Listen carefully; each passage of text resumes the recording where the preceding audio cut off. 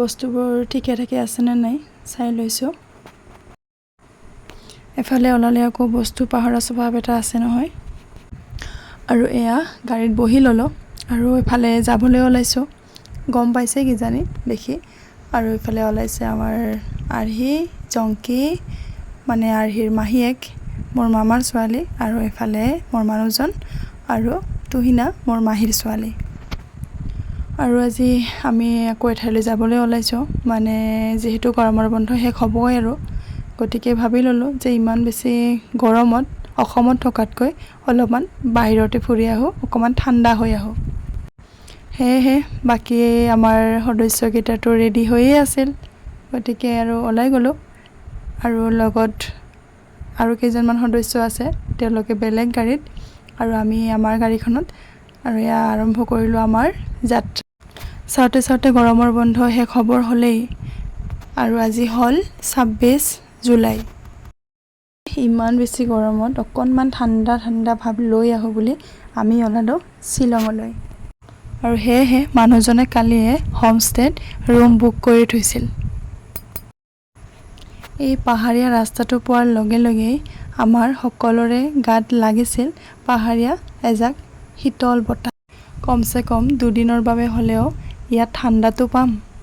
এতিয়া আকৌ পাতলকৈ বৰষুণ এজাকো আৰম্ভ হ'ল।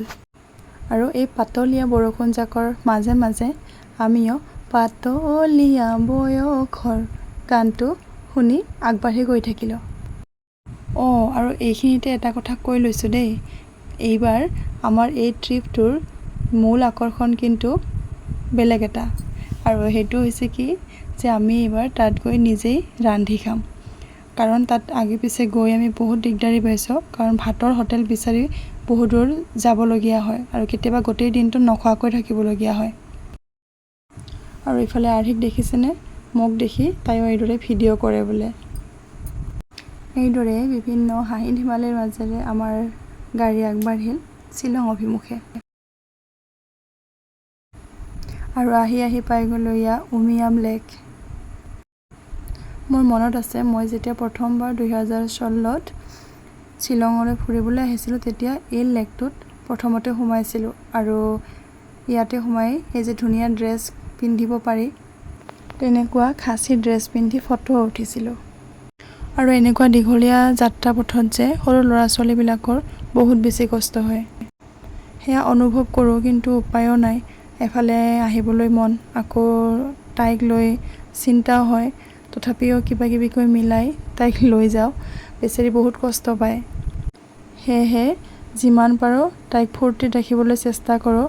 তাইক গান গাবলৈ দি বা নাচিবলৈ দি বা খেলিবলৈ দি এইদৰে লৈ যাওঁ। আৰু তাইৰ মেইন বস্তুটো হৈছে খানা। গাড়ীত তাইৰ বিভিন্ন ধৰণৰ বিভিন্ন সোৱাদৰ বস্তু লাগিবই। অলপ দূৰ গৈ গৈ অলপ পিছে পিছে মোক কৈ থাকিব, মা মোক কিবা খাবলৈ দিয়া, মোৰ খাব মন গৈছে। খাব নিদিলে ক'ব মোৰ মুখ বিষাইছে, পেট বিষাইছে, মানে নানান ধৰণৰ অজুহাত। আৰু ৰাস্তাত পালোঁ দীঘলীয়া গাড়ীৰ শাৰী, উপায় নাই, অহা আৰু যোৱা দুইফালৰ ৰাস্তাত মানে জাম হৈ আছিলে। আধা ঘণ্টাৰ ৰাস্তাটো মানে আমাক 1.5 ঘণ্টামান লাগি গৈছে। আৰু ভাগ্য ভাল যে এইখিনি সময় আৰ্হিয়ে শুই আছিল, নহ'লে তাই বহুত বেছি আমনি কৰিলেহেঁতেন। ভালেই হৈছে, তাইৰ অলপমান শুৱাও হ'ল আৰু আমিও সেই ৰাস্তাখিনি পাৰ হৈ আহিলোঁ। আৰু আহি আহি আমি পাই গ'লোঁ আমাৰ ডেষ্টিনেশ্যন, মানে আমাৰ আজি থাকিবলগীয়া হোমষ্টেটো। আৰু এতিয়া যেনিবা চবফালে আন্ধাৰ হৈ আছে আৰু বৰষুণো আহি আছে, তথাপি অলপ অলপকৈ দেখিবলৈ পাইছোঁ ঘৰকেইটা। মানে সেই একেই আমি আগৰবাৰ যাওঁতে কাজিৰঙাত থকা এজেপৰ ঘৰৰ দৰে এইবাৰো এই ধৰণৰ ঘৰতেই আজি ৰাতিটো থাকিম। ইয়াৰ বৰষুণজাকো বৰ বেলেগ ধৰণৰ। এই বৰষুণ আছিল, আকৌ আধা ঘণ্টামানৰ ভিতৰতে বৰষুণজাক নোহোৱা হৈ যায়। আৰু এইটো হৈছে হোমষ্টেটো, আৰু য'ত এতিয়া আচলতে বহুতকেইটা এনেকুৱা এজেপৰ ঘৰ বনাইছে, কিন্তু মাত্ৰ 3টা ঘৰহে কমপ্লিট হৈছে। গতিকে আমি 3টা ফেমিলিয়ে এনেকৈ মিলাই লৈ 3টা ৰুমত থাকিব পাৰিম আৰামছে। হয় নেকি? দে আহি মোক দেখুৱা। আৰু আমি আছোঁ ক'ত? চহৰা, চেৰাপুঞ্জীৰ ওচৰত। হয় নেকি? ঠিক আছে ঠিক আছে। আৰু এইফালে আমাৰ ছাৰ প্ৰতিবাৰৰ মোৰ এইখিনি। এইফালে আমাৰ বৌয়ে কি কৰে চাওঁ এইয়া চব্জি অঁ বাপৰে ভালে পিকনিক কিন্তু মাছ মাংস নোহোৱা পিকনিক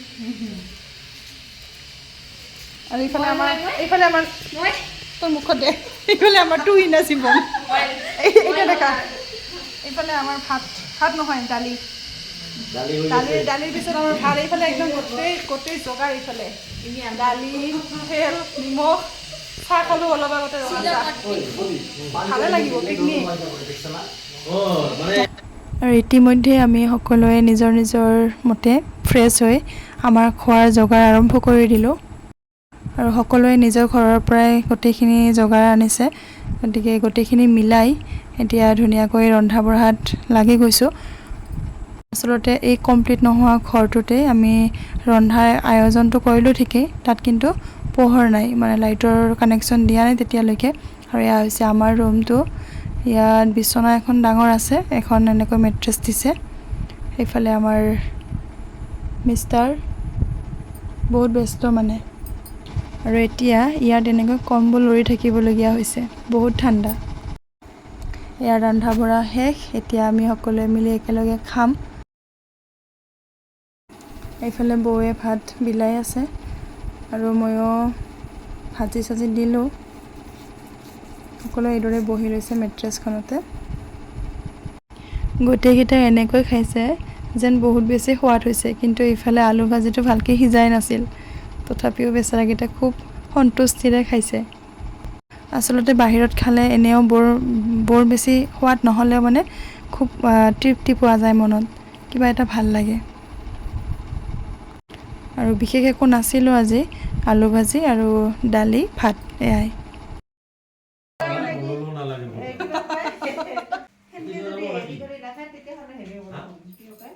আধা পিটিকানি নাখাবি আৰু এইদৰে সকলোৱে ভাত পানী খাই আজৰি হ'লোঁ বহুত বেছি ভাল লাগিল এইদৰে একেলগে খাই যিহেতু সকলোৰে ভাগৰ লাগিছিল গাড়ীত আহি থাকি গতিকে সকলোৱে ভাত পানী খাই সোনকালে শুবলৈ গ'লোঁ ৰুমে আৰু কাইলৈ আমি কলৈ যাওঁ আপোনালোকক দেখুৱাম তেতিয়ালৈকে বাই